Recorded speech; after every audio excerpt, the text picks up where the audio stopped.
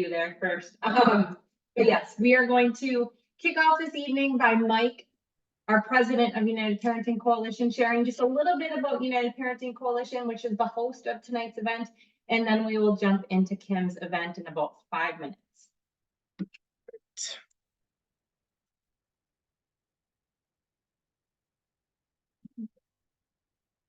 Yeah. Right.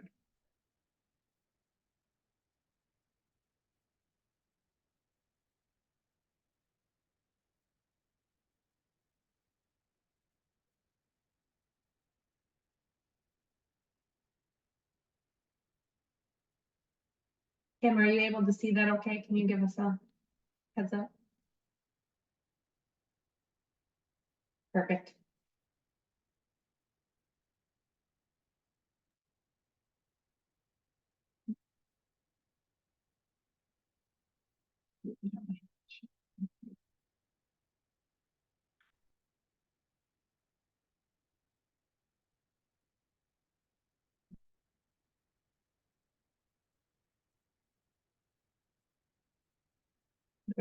Just go slide by slide.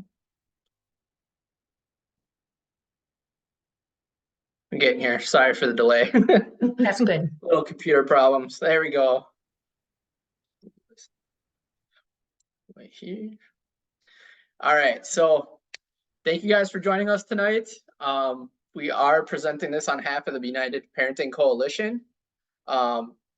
One thing we found is we can say that parenting is kind of taking a downturn these last years. And we are taking a more proactive approach to parenting and making sure we are truly leveling up.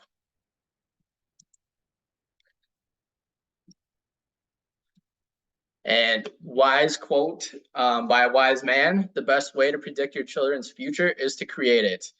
Perfect message for our organization as a whole, but even greater message tonight with the educational part of this. So these day and age, I mean, parents are struggling. We have forever.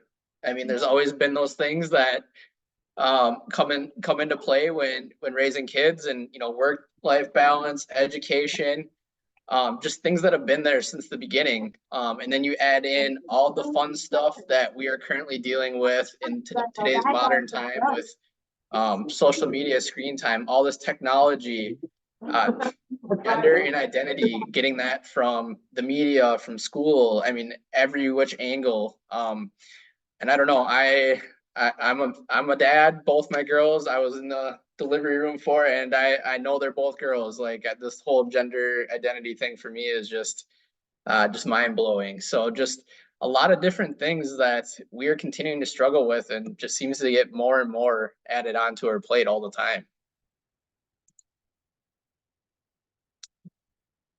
And in today's world, I mean, not only are we dealing with these things, where are we getting all this information from? You're constantly getting pulled from, family, from the internet, the media, everywhere else. We're getting all this additional information thrown at us all the time. And how do we get the information that we need to make the right decisions for our family? And honestly, information that we can trust and that aligns with our values.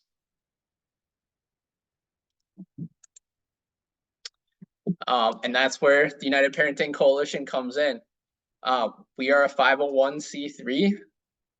We are not taking money from Big Pharma or any of those other big donors. We are getting information that aligns with our values, doing research, and presenting it to you.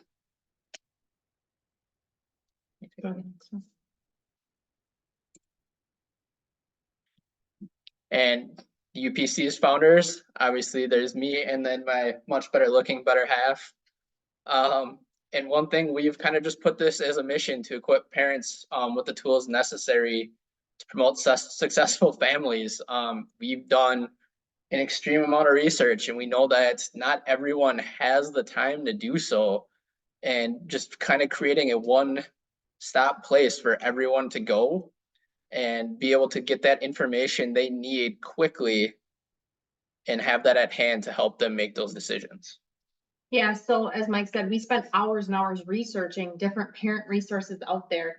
And the quirky thing about our family is we have a really large age gap. So we have a 12-year age gap between our two girls. We have a 16-year-old at this point and now a 4-year-old at this point. So we have been researching across the age spectrum because of that age difference. And I found it was incredibly overwhelming. But we did it because our kids mattered and we wanted to make sure that our kids were getting the absolute best. And we were noticing what we were running into the most frequently was there's plenty of research out there. As he said a moment ago, there's research everywhere. The internet is a plethora. Social media is a plethora. You can go to your doctor. You can go to teachers. You can go to psychologists. You can go to your friends. The research and the info is all out there, but sometimes so much so that you just like are panicked and you don't do anything. So it was on my heart, on his heart, that, okay, let's take all of these resources that we're finding, pull them into one hub, continue to build on that hub, not just ending with the resources that we needed at that moment or at the time for the girls, but let's build a one-stop shop, as he said, for parents out there that need this so that they can raise their kids and they know that every resource they're finding is vetted. And it's not one that, okay, wait a minute, do I have to follow the dollars? Did Big Pharma pay for this? Did the government pay for this? Did some entity that's going to make money off of this pay for this? No, this is just a one-stop shop where we've gathered all these different resources, which he'll explain in a moment about what categories we have. You can see those categories right there on the right side of your screen. We break them down for US and Minnesota specifically at this current time, looking to expand that in the future, but that's just where we're at right now and where our focus is. One big thing right now, our thing is our website. So it's going to have all this information. Right now, it's going to have all these seminars that we've done loaded up so you can go back and get information. If you've missed any, want to take a look to see what else is on there. One thing we like to really promote is we're going to actually do a convention this October. And we're going to go ahead and try to get all these people, these allies that we vetted that are on the website, especially if they are close, get them all into one place. And so that you guys can go there, meet them belly to belly, grab pamphlets, walk around, grab some coffee, some snacks, whatever the case may be, and really get all this information in one place in person. Which mark your calendars now, save the dates, whatever you want to call it. Our first convention will be October 5th. It's a Saturday. It'll be from 10 a.m. until 2 p.m. At New Life Church in Woodbury, Minnesota. So nice and local for many of you on here. But as he said, it's going to be a great resource where we're going to pack the room with different resources within the education, the healthcare, safety, legal, finance, faith, and government areas that we all need to know more about. So October 5th.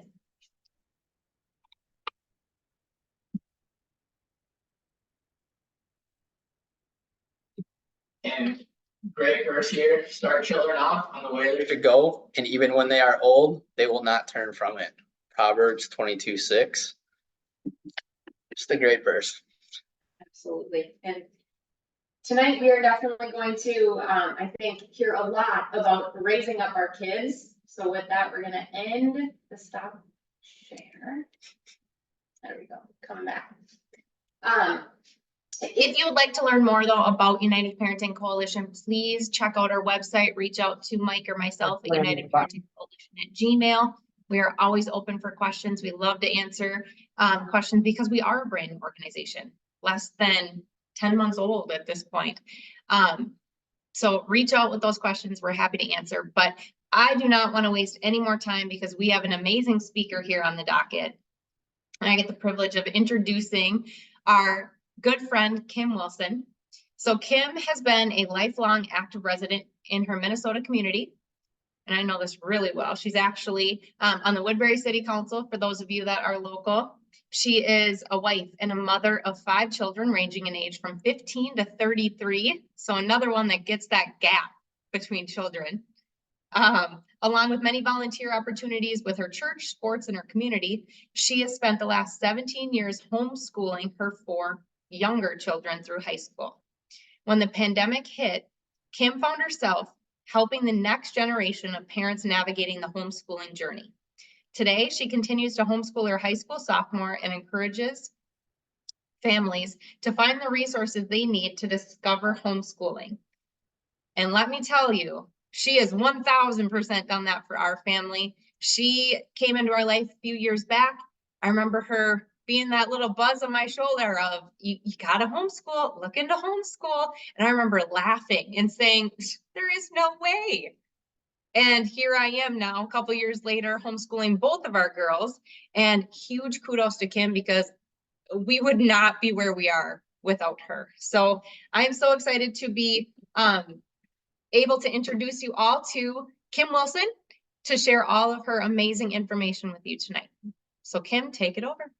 Thank you, guys. Very nice introduction. Can you hear me good? Hold on, Kim. I don't think I can hear you. Oh, shoot. Can anybody hear me? No, you're not on mute. I am not on mute. I can hear you. Jamie hears me good. I can hear I you. just I have a little bit of a cold. I was wondering. I do. Are we good? All right, perfect. Everybody, if you can't hear, drop it in the chat. I'll do my best. I'm sucking on some Jolly Ranchers, got some water, trying to get through this. Because I love to talk about homeschooling more than anything. Probably, maybe even more than my kids. Because homeschooling has been very rewarding and challenging all at the same time. So I don't know how many of you are already homeschooling or are interested in homeschooling, or maybe you've been doing it for a couple years and you're just kind of like, I don't know where to go from here. I feel like I've run out of ideas. I don't know how to make this fun anymore. I've lost that excitement. We have all been there. And they're just different phases or different seasons of homeschooling. So if you're in the chat and you want to drop, where you are in the journey, if you're thinking about it, going to commit to it, or looking to just to change things up, it makes it a little more interesting here. I can, field some questions along the way. But I think I do know some people on this. I see my cousin. I'm glad you're here. But they're in a different state. So I want to be clear that my knowledge is about the state of Minnesota. I am not a legal expert on homeschooling laws in other states. So the first thing you have to do is know your state law. And the way you can find that out is through hslda.org. That is a homeschool legal defense. You can go to that website and click on your state, and you will get an overview of your laws. How do you get to the chat? Are you good? Question? No? Okay. So hit that HSLDA if you're interested in finding out your homeschool state laws. So Minnesota state laws require you to report if your child is age 7 through age 17. And you can go out to our state association website and you can fill out a very simple form. It's almost crazy how simple it is. In this form, the first year, you're going to fill out this intent to homeschool form. It is not much. If your child is age 7, if they're 6, you're not filling it out. If they're 5, you're not filling it out.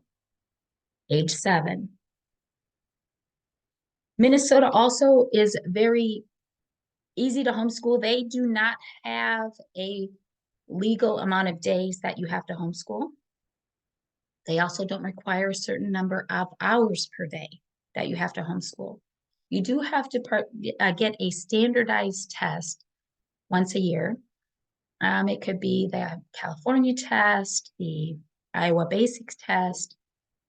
I use the Peabody testing. I always have through my kids. It's an oral test given by someone who is licensed to give that test. I appreciate that more than the fill in the bubble tests. Once you figure out that and you submit it to your school district, you're set up for homeschooling. And then what do you do? What do you do? One question I get a lot is, which curriculum is the best curriculum? Which curriculum is going to be the best for my family? Which one moves my kids along fast? Which is the most advanced? Everybody here homeschools for different reasons. Just as many different reasons as there are, there's also different styles of homeschooling. Is being recorded. So you're going to want to know why you're homeschooling. I think that's very important to have a real, genuine why. And then you're also going to want to know what kind of teacher you are and what kind of learner your kids are. That is a big thing. I maybe have a little bit of ADD. My mind right now is a pinball machine. I have notes to stay on track. My kids were much more hands-on learners, so we did not use textbooks or workbooks or things along those lines through those elementary years. We did all hands-on learning in a curriculum that I basically had an outline for, but utilized the library. It was minimal cost, very teacher intensive though. I had to go come up with, I had an outline, but then I was getting the books and coming up with the supplies and figuring out how to teach. So, how long does homeschooling take each day? One good thing that came out of COVID was a lot of people started homeschooling or schooling at home. Now, there's a big difference. Schooling at home, many people are signing up for these online schools for their kids, the K through 12 or something along those lines. That is not homeschooling. That's public school at home. Online schools, public school at home. Homeschooling is where you are in charge of your child's education. But one of the things that came out of the COVID was a great chart that talked about how many minutes a day. This was put out, I think, by the Indiana Board of Education. How many minutes a day should you actually be teaching your child at home? And I'm going to tell you the minimum amount for pre-K is 20 minutes a day, only up to 60 minutes. And a high school kid from grades 9 to 12, they say for a class, it was 20 minutes a day per class. The maximum was 45 minutes for the class. So if you think about that, you're able to really focus in and give your kids that one-on-one information and education that they need. And so your days are going to be much shorter than they are in the public school system or the private school system, because you're not dealing with all kids at all different learning levels. You're able to tailor it to exactly what your child needs and wants.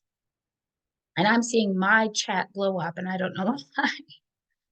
So, Kim, and you can continue, just keep on track. I'm tracking the questions, and if you answer them as you're going, great. If not, I'll circle back. Okay, let's circle back then.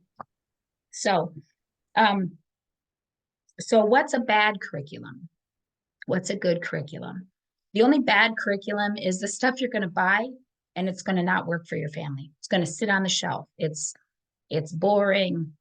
It's not engaging, whatever. That doesn't mean it's boring and not engaging for somebody else's family. It just is not your style. Whether it's because of it's too time intensive, your learning or teaching style is different than the way your curriculum is laid out. Maybe it's too much work, like maybe too many workbooks or not enough workbooks. I had one kid who would much preferred workbooks over me talking, because he liked to just check the list and be done, check the list and be done. So I never issued any grades through K through 8th grade. I did what I call mastery. So in those years, I expected and my kids to master a subject or master the topic we were working on. In math, they could not move on unless they got a 90% or better on their assignments and tests. I wasn't interested in grading. I want to make sure they know exactly what they're learning. So when they get to high school, they have that really good foundation to carry them through high school and into college. So I'm going to talk about maybe what I call the good, the bad, and the ugly of homeschooling. And yeah, it's all of those things. Sometimes in a period of 2 minutes, you can have the good, the bad, and the ugly. So the good, you get to spend time with your kids. You get to shape their future. You get to lead them down paths that they're interested in. You can help shape their future. You can schedule according to your family vacations or family emergencies or whatever it is you want to do. The sky is the limit when you homeschool. The bad, you spend all day with your kids. There is no break. You are taking on the role of not only a parent, but you're a teacher, you're a counselor, you're a principal, you're a lunch lady, you're the custodial engineer. You are everything that during the day, if your kids were not at home with you, you would be able to get that done during the day. It is tiring, but it's a season. Kind of like if I never had kids that slept through the night. They do now, but they didn't at the time. And so it was very tired, but it's a season like that. And then the ugly. So everything has an opportunity to turn ugly. Something very simple could turn into a huge fight between siblings, a power struggle between you and a kid. I've kicked a kid out of class a few times. One of the big things I hear is that family and friends are not supportive of the homeschooling choice for whatever reason. And if people have a hard time with that, I guess my own personal experience was I was very insecure when I first started homeschooling. I wasn't sure what I was doing, and I did not have anybody that I knew that was homeschooling. So it was interesting to see friends kind of question what I was doing. Family was also, you'll end up going to the store and strangers will start quizzing your kids on what they're learning. And, grandparents come over and want to make sure that your kids are learning. It's interesting to navigate through that. But as long as you remember back to the beginning, why you're homeschooling, and rest in that. And if you're secure in why you're homeschooling, it doesn't make it easy, but it makes you at least more confident in your reasoning why you're homeschooling. My house was always a mess. I'm not gonna lie, it was a terrible mess the whole time I homeschooled. We did 4 days a week learning, and Fridays, we ended up doing big project days or field trip days or whatever it was. So we used it as a catch-up day. If kids didn't finish their work during the week and we didn't have anything planned, they would take that Friday and catch up on their work. So the other thing that I found very interesting is when I was homeschooling, the boundaries that you need to set with not only your friends and family, but your neighbors. So people will view you as staying at home and not doing anything. And so if your neighbor has young children and you're friends with them, maybe she needs to go get her hair done or a doctor's appointment, oftentimes you'll be asked to watch their children while they go do this. I'm not saying don't do it, because there's going to be times where you're going to also need to ask for help also, you know, as you have doctor's appointments and navigating through that world with your young children. But there has to be boundaries. You know, you can't do it every day, and you need to work out maybe some sort of quid pro quo with them, whether it be exchanging poker chips or, you know, tickets or whatever it is. So as you take care of their kids, they're paying you X amount of tickets or poker chips. And then if you need them to take care of your kids, you're paying them out of your stash. You can't print more. That's not, you can't go to the store and buy more. That's not fair. So it does balance it out, but you do need to remember that you are in school, I use very loosely, with your kids during the day. And it is a time for them to be learning and engaging. It doesn't mean you need to be rigid. You do need to be flexible, but you just have to navigate that world very carefully. So the home life also looks a lot different when you're homeschooling, especially when you're homeschooling young children. I found that when I first started homeschooling, I think my daughter and I cried just about every day. We fought every day. We had pulled her home 2 days before school started. It was back to school night at Middleton. And all summer we had been struggling on what we were going to do.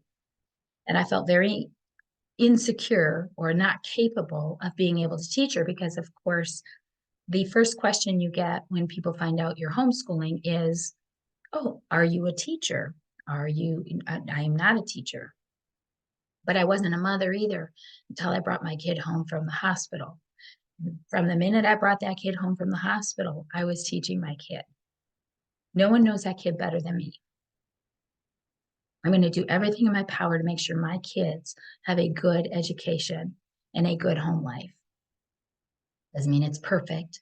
I wish I could go back and do things over again, but I think it was a good foundation for them to set off onto college. So chores, many people ask me about how do you get chores done around the house? How do you clean the house? What do you expect from your kids? I had a chore jar that my kids got up in the morning. First one up got to draw their chores out of the jar. And it was 3 rooms of the house, or 3 areas, 3 zones, plus their bedroom they had to clean. And then they were able to earn tickets. They were just these little circus tickets that I got at ride tickets, like at Target or one of the office stores, I think. And they earned 1 ticket per chore. I did pay my kids to do chores. Some people don't believe in doing that. Again, what works for me doesn't necessarily work for you. We all have different standards or different ideas of what we want to do. So they earned their tickets, and when they got a certain amount of tickets, they turned it in for an allowance. And that's how I did it. So I also found that during the school year, it was important to be able to shift and pivot if things weren't working. So I revamped the way I did chores a number of times before we found a way that finally worked fairly well for our family. I have changed curriculum in the middle of the year before. I have said, this isn't working at all, and we're just not going to do that this year. Minnesota law says you have to teach subjects, but you do not have to teach them. There's no requirement each day that you have to teach them, and there is not a requirement for how many hours you have to put into each thing, each topic or not. So I just pulled up on the form what the required subjects are. It says on the Mache website, which is the state organization's website, it says you must teach reading, writing, literature, fine arts, math, science, history, geography, economics, government, citizenship, health, and physical education. That is a lot. There is no way you're going to do that every single day. But Minnesota doesn't specify that they have to be taught every day, each subject every day. That's what I'm trying to say. So I know some schools will teach science on Tuesday and Thursday, and they might do social studies on Monday and Wednesday. It's whatever works for your family. It also doesn't say that they need to be taught every single year. So I don't know that I'm going to teach a specific government's course to a kindergartner or a citizenship. You know, we will always incorporate physical education into our life. My kids all played sports, and so they were able to do that through the high school, actually, up and through high school. I have one at college right now. So how about if I take a break and I take some questions right now because I'm gonna drink some water. Kim, you're doing amazing. Yeah. Yeah, so we did have a question come through. Let me make sure. So Joseph asked, how do you manage homeschooling more broad age ranges? Oh, good question, Joe. So I taught my kids in a one-room schoolhouse setting. So I taught all my kids together. They all learned the same thing up until high school. So I wish I could remember the grades and the age separation of my kids, but if I had a first grader and a seventh grader, they were learning the same things. I just expected different things from them. And I teach to the oldest kid, and then it trickles down through the other kids as they're learning. It's really amazing because you can pick up early on. I remember one time I don't know, maybe my first grader just couldn't remember what a noun is, you know, person, place, or a thing. It's very simple definition. He just maybe was a little more like me and couldn't focus as well. But my 4-year-old, when we kept going over it every day, finally she's like, it's a person, place, or thing. He couldn't remember, but she could. We all have different ways of remembering things and doing things. And of course, that was infuriating, but it's okay. He's gifted in other areas. He's an artist. So that's how I did. And then when they got to high school, I did have them on their own. But not on their own. So they were expected to do things on their own during the week. And on Fridays was our day where we sat down and went over their work for the week. And it's important to do that. It's important to check your children's work. I don't care how old they are. We all will take the path of least resistance. You really will. So it's important to train your kids in doing that. So, but I want to stress that not everything we did was necessarily age appropriate for all kids. So when we studied World War II, my older kids, I pulled them aside and we went a little deeper into the Holocaust. I wasn't going to subject my younger kids to that. So they had something else to do while my 2 older kids sat in and we went deeper into that. So you just expect different things from kids according to their age and their ability. That's important. Not all of kids are able to perform at the exact same level. So if I have a 5th grader and I want them to do write a paper about Helen Keller, I'm going to expect my 5th grader to, I don't know, I'm just making stuff up right now, come up with, 5 paragraphs on Helen Keller and do some research. And my 3rd grader, I might say, give me 3. On my 1st grader, I might say, tell me 3 interesting facts about Helen Keller. And then I may write them on the board, and then they could copy them, and I could use that as handwriting and history, their social studies. So a lot of times I would double up on stuff like that. So any other Awesome. questions in the chat? There were a couple more. Okay. So can you start a transcript for high school level classes taken before 9th grade, i.e. if someone took algebra in the 7th grade? Yep, I did. Yep, I do have that. I have my sophomore right now, she took algebra in 7th grade. That's on her high school transcript. Algebra, and she has 3 years of algebra, so she started in 7th grade. But yes, if it's an algebra, I list it under 9th grade. And then in parentheses, I'm looking to see what I did. I haven't done it in a while. I just put under the course title, Algebra 1, parentheses, the grade they took it in, and then their credit and their final grade. I did not, you don't do midterm grades and you don't do semester grades. It's just the final grade for the class. Awesome. 2 more. We had another one pop in. So Yeah. Do you recommend deschooling for a time if transitioning away from public school, or any watch outs for starting homeschooling within a couple weeks of ending or transitioning out of a public school? Okay. So whoever wrote that, I can't see the chat. I'm not very good. That was from Lindsay. Okay, Lindsay, can I just ask how old your kids are? Because that kind of gives me a different answer depending on the age of your kids. Kindergarten and 1st grade. Okay, perfect. If you have pulled your kids out and you are planning on homeschooling in the fall, I would just go right into the summer as your deschooling time. I don't think you need to deschool at all if they're that young. There are people out there who say that they need to. I think it depends on your child's experience. But you can use this summer as a time to start schooling and teaching, and they don't even know they're learning. So for instance, it's kind of getting nice out someday, maybe. And so start those seeds right now and do a unit.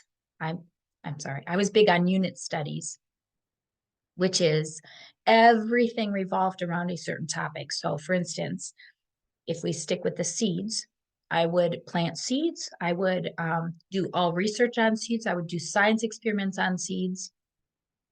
I would start identifying different types of leaves, and I would maybe get a leaf press and start identifying different flowers, draw the flowers, take nature hikes, so you're getting your physical education, you're getting your science. If you want to learn about plant classifications, you're going to get some history there. So that's how I would do it. I did not deschool. Only one of my kids was in public school till 2nd grade. So she did K in 1st. Then I pulled her home. But those daily tiers that we had until Christmas were not because of her. They were 100% me. I had an idea. I knew what I wanted my homeschool to look like, which was exactly what I said, the unit studies.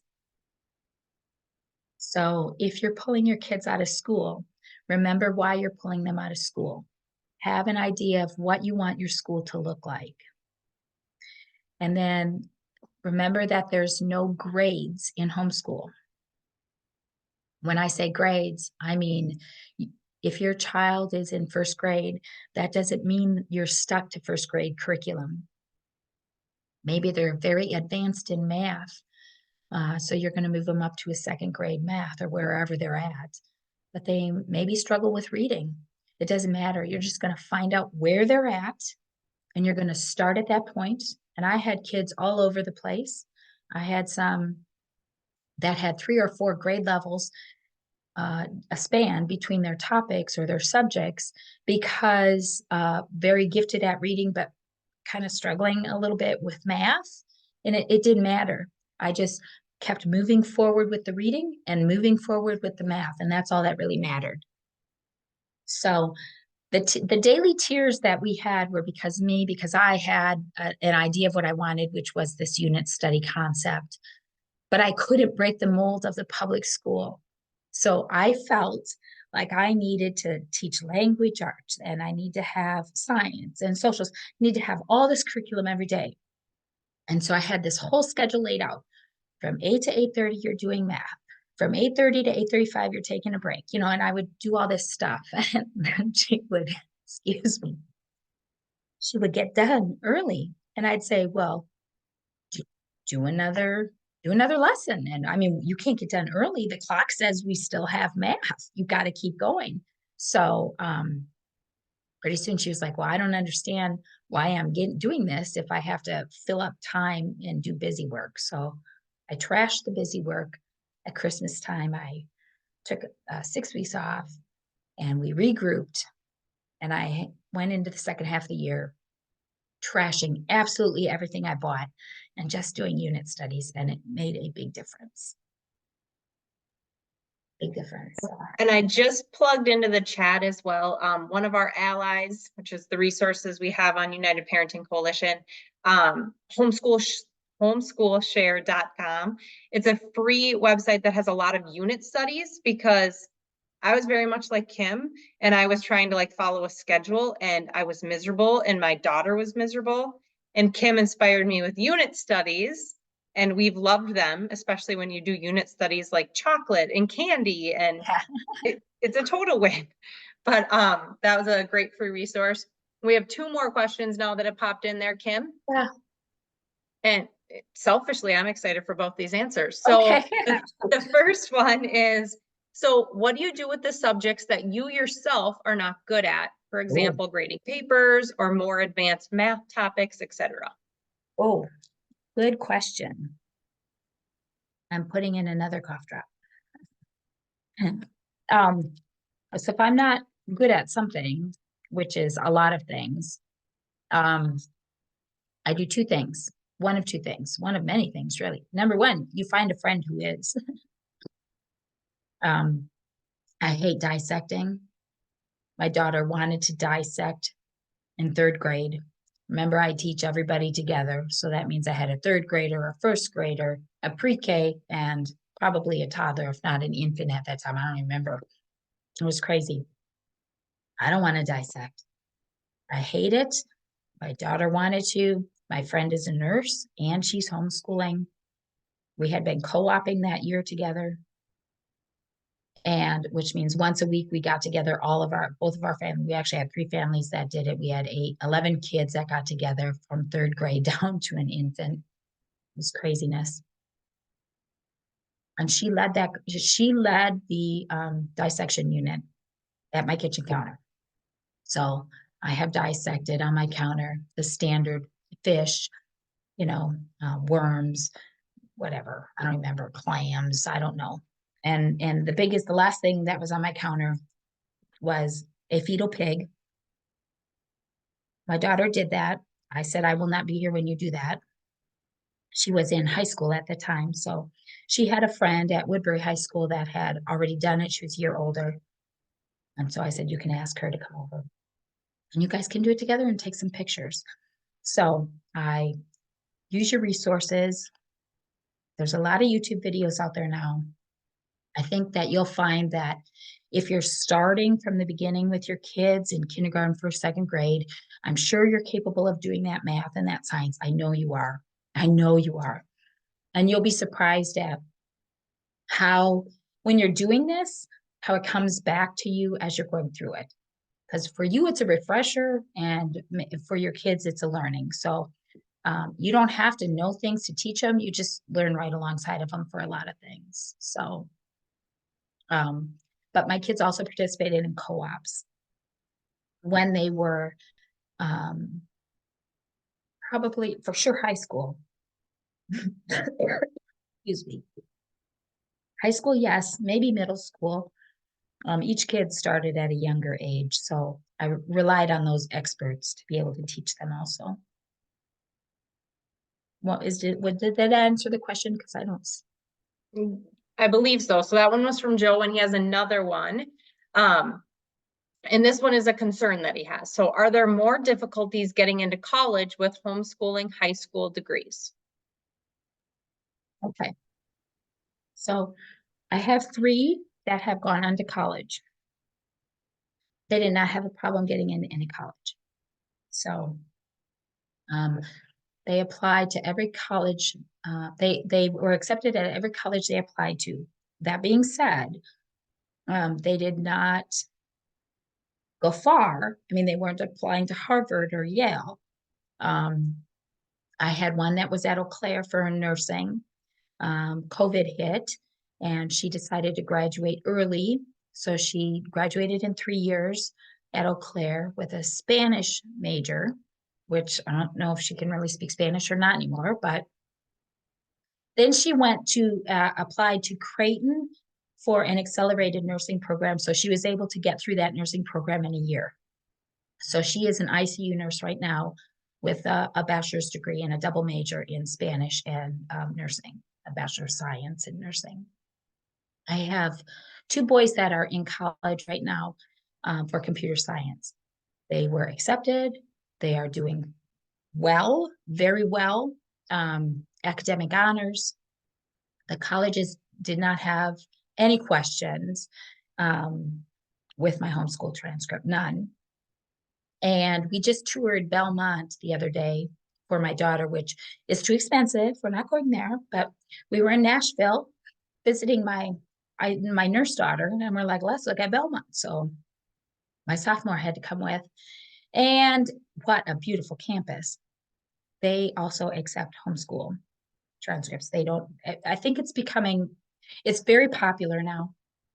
My kids all took college classes in high school. In Minnesota, it's called PSEO, or Post-Secondary Education Opportunities. In most states, it's called dual enrollment. I know, Joe, you're in Wisconsin. I actually don't think Wisconsin offers dual enrollment, believe it or not. But Minnesota, I think, Minnesota, you do dual enrollment your junior and senior year. You can graduate with an associate's degree, 2 years of college knocked off. And so it saves you money. And my one son did apply, he applied to the Carlson School of Business and was accepted with his homeschool. So, University of Minnesota. Awesome. So we just, Rebecca, thank you so much. She actually just plugged a resource into the chat about dual enrollment over in Wisconsin. So, Oh, good. Thank yep. you, Rebecca. Because I just asked somebody recently about that, and they said they didn't offer it. And I said, oh, that surprised me. So Yeah, so she said that her, perfect. I see brother. that now. Yep. Yep. Thank you, Rebecca. Perfect. All right. I think that's all the questions there, Kim. Oh, are you serious? I could keep talking forever and ever on homeschooling. So if anyone has any other questions, please feel free. You can just unmute yourself as well. Otherwise, Kim, too, if you have any other last minute tidbits, motivational pieces that I think you already said it. There's good, bad, and ugly. It really We all is. have those days where we need the motivation. And years, we all have those years. We all have, sometimes you just want to throw in that towel, and it is a challenging time to do it. It's very challenging. You're going to be tempted to put your kids back in school. You're going to feel like you're failing them, like you're not teaching them anything. I'm going to tell you something. You are teaching them. You're teaching them to be a part of a family, to be resourceful. You're showing them sacrifice. It really is a rewarding. It really is rewarding. And I can say that because I'm on the other side of it. I'm at the back end of it. Now I don't have anything to do. So if anybody has any questions or anything, Yeah. I don't have an email yet for my Commonsensical Homeschool, but I do have the Facebook page, the Commonsensical Homeschooler, that you can message me through that. Some people might have my direct contact here. And then I'm happy to help you and give you more information. I feel like this was a very high level. I plan on producing some videos on how to do unit studies, how to do record keeping, how to keep your house a little bit more in order. Those are coming. Absolutely. With, I think, motivation from many people that she has helped along the way. Because exactly, homeschooling is a complete journey. And it's one of those moments, I think, especially for myself, where I was like, they always said it takes a tribe, and it takes a tribe. And if you have somebody like Kim, even if it is, you know, through Facebook, or you send her an email, or you find another Kim in your local area, use the tribe.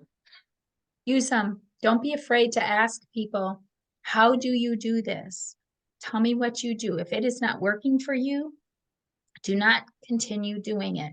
Change it, modify it, throw it out. Whatever you want to do. But if it's not working, stop doing it. Absolutely. I'll give everyone just another minute. If you have any questions, unmute yourself, drop it in the chat.